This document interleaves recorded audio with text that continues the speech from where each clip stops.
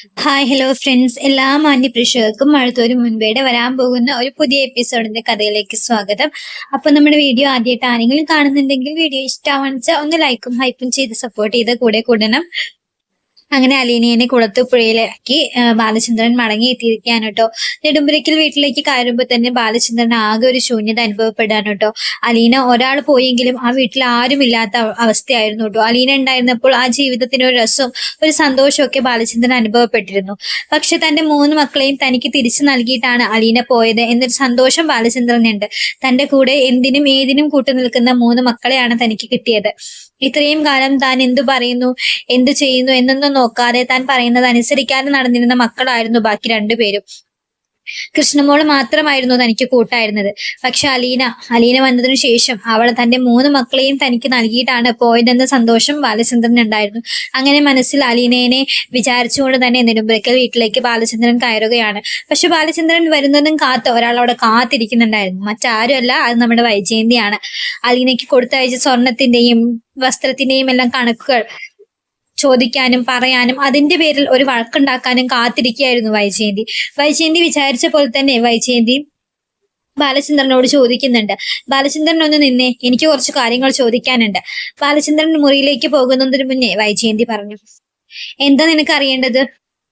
എനിക്ക് നിന്നോട് സംസാരിക്കാൻ താല്പര്യമില്ല. അങ്ങനെ പറഞ്ഞാൽ പറ്റില്ലല്ലോ.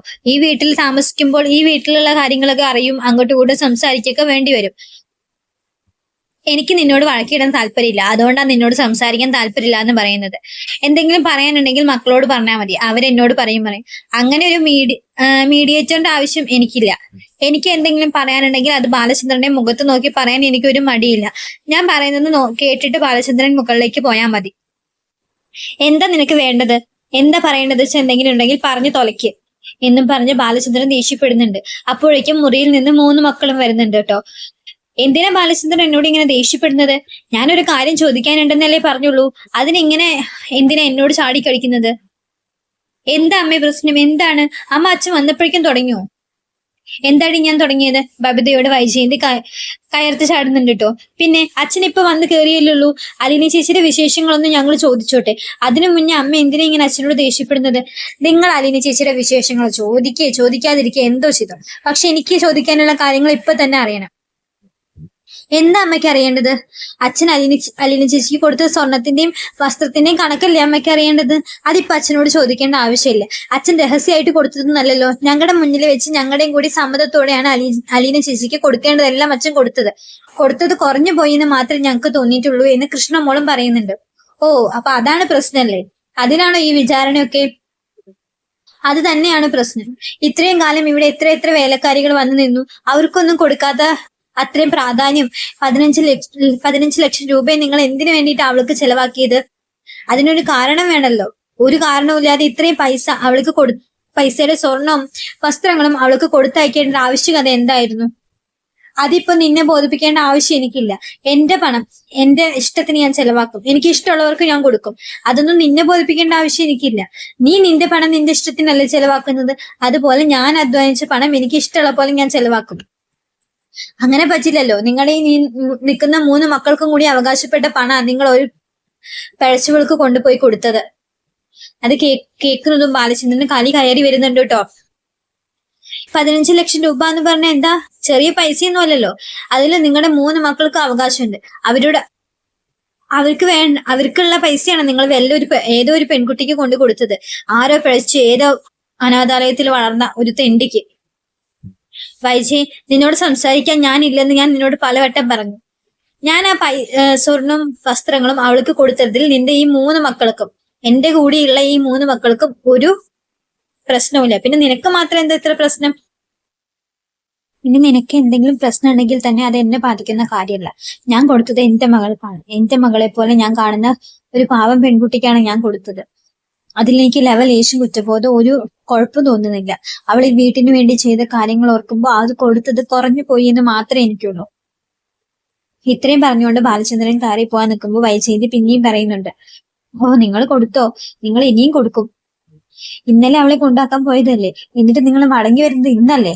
അവളുടെ കൂടെ താമസിച്ചിട്ടായിരിക്കും വരവ് അല്ലേ? അവളുടെ തൊലിവെളുപ്പിനും സൗന്ദര്യത്തിനും കൊടുത്തതല്ലേ നിങ്ങൾ ഈ 15 ലക്ഷം രൂപ.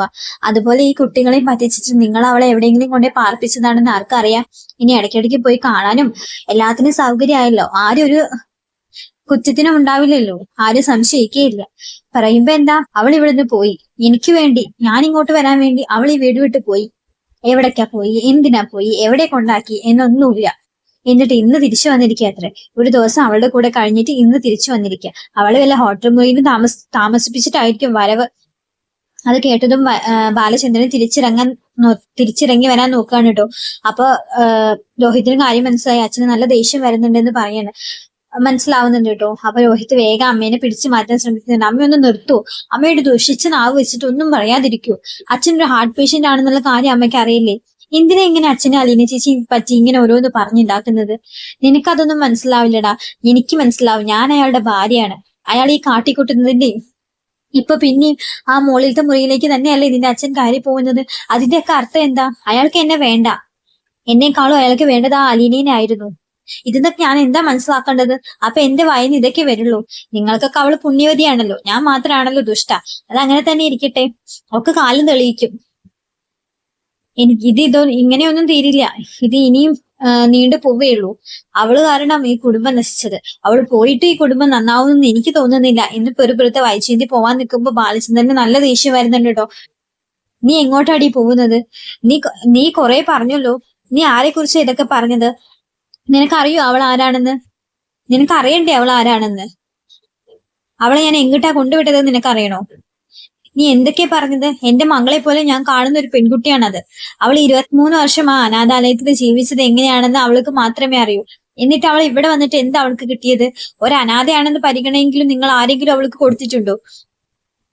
ഇല്ലല്ലോ. എന്നിട്ട് ഇപ്പൊ അവളെയും എന്നെയും കൂട്ടിച്ചേർത്ത് ഓരോ കഥകൾ ഉണ്ടാക്കി പറയാ. നിനക്ക് തോന്നുന്നു? നിന്റെ മകളുടെ പ്രായമല്ലേ അവൾക്കുള്ളൂ? അതെങ്കിലും വിചാരിക്കണ്ടേ? നീ ഒന്നും നന്നാവില്ലടി. നിന്നെ എന്റെ ഭാര്യയാക്കിയത് ഞാനിപ്പോ കുറ്റബോധം എനിക്ക് തോന്നുന്നത്. നിനക്ക് വേണ്ടി ചെലവഴിച്ച പൈസയും നിനക്ക് വേണ്ടി ചെലവഴിച്ച വർഷങ്ങളും എല്ലാം ഓർക്കുമ്പോ എനിക്ക് എന്നോട് തന്നെ പുച്ഛാണ് തോന്നുന്നത്. ഓ, നിങ്ങൾക്കിപ്പോ അതൊക്കെ തോന്നും. എന്റെ ചോര നീരൊക്കെ വറ്റിക്കഴിഞ്ഞല്ലോ.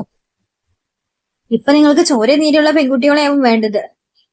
അത് കേട്ടതും ബാലചന്ദ്രന്റെ കൈ ഉയർന്നു കേട്ടോ. അപ്പൊ രോഹിത് പറയുന്നുണ്ട്, അച്ഛാ വേണ്ട അച്ഛാ, അമ്മ എന്തെങ്കിലും പറഞ്ഞോട്ടെ. അച്ഛന്റെ മുറിയിലേക്ക് പോയിക്കേ.